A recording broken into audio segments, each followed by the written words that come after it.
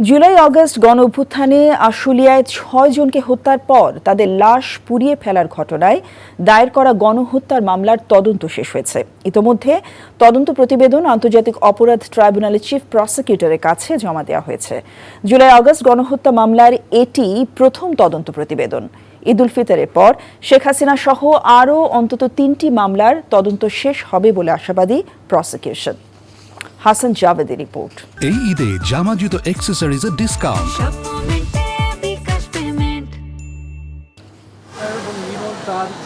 ছাত্র জনতার গণ অভ্যুত্থানে সাভারের আশুলিয়ায় ৬ জনকে হত্যার পর তাদের লাশ ভ্যানে তুলে পেট্রোল দিয়ে আগুনে পুড়িয়ে দেওয়া হয়। জঘন্য সেই ঘটনায় আন্তর্জাতিক অপরাধ ট্রাইব্যুনালে মামলা হয়। এর ৬ মাসের মাথায় তদন্ত শেষ করে প্রতিবেদন চিফ প্রসিকিউটরের কাছে জমা দিয়েছে তদন্ত সংস্থা। দ্রুত এই প্রতিবেদন ট্রাইব্যুনালে জমা দেওয়া হবে বলে জানান চিফ প্রসিকিউটর। পেট্রোল দিয়ে আগুন দিয়ে পুড়িয়ে দেওয়া হয়েছিল যে ইতিহাসের নির্মমতম ঘটনা, সেটির তদন্ত রিপোর্টটা সমাপ্ত হয়েছে। সেটির ড্রাফট বলা যাবে বা চূড়ান্ত রিপোর্ট যাই বলেন, সেটা আমাদের হাতে এসে পৌঁছেছে। আমরা এটা বিশ্লেষণ করে দেখব। দেখার পরে আমরা যদি মনে করি তদন্ত সঠিক আছে, তাহলে আমরা এটার ভিত্তিতে ফর্মাল চার্জ দাখিল করব। তো পর্যালোচনা চলছে, শেষ করার পরেই বলতে পারবো। তবে আপনাদেরকে যেটা আশ্বস্ত করতে পারি যে তদন্ত অন্তত 4টা মামলার তদন্ত ম্যাচিউরড, একটা অলরেডি দেওয়া হয়েছে।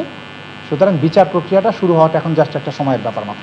দল হিসেবে আওয়ামী লীগের বিচার আন্তর্জাতিক অপরাধ ট্রাইব্যুনালে করা সম্ভব, কিন্তু সেটির জন্য রাজনৈতিক সিদ্ধান্তের প্রয়োজন বলে মনে করেন চিফ প্রসিকিউটর। রাজনৈতিক দলকে বিচারের মুখোমুখি করা যায়, সেই ধরনের এভিডেন্স সাফিসিয়েন্টলি আছে। সরকার যদি সিদ্ধান্ত গ্রহণ করে আমাদেরকে জানান, তাহলে সেটাও করা সম্ভব।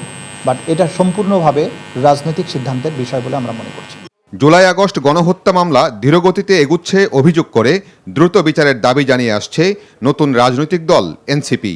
এমন প্রেক্ষাপটে চিফ প্রসিকিউটর তাজুল ইসলাম বলেন, খুব কম সময়ে তদন্ত শেষ হচ্ছে, কোনো সময়ক্ষেপণ হয়নি। মানবতা বিরোধী অপরাধের তদন্ত যে সময় নিয়ে করা উচিত, সেই সময়ের 10 ভাগের 1 ভাগ সময় আমরা কিন্তু নিইনি।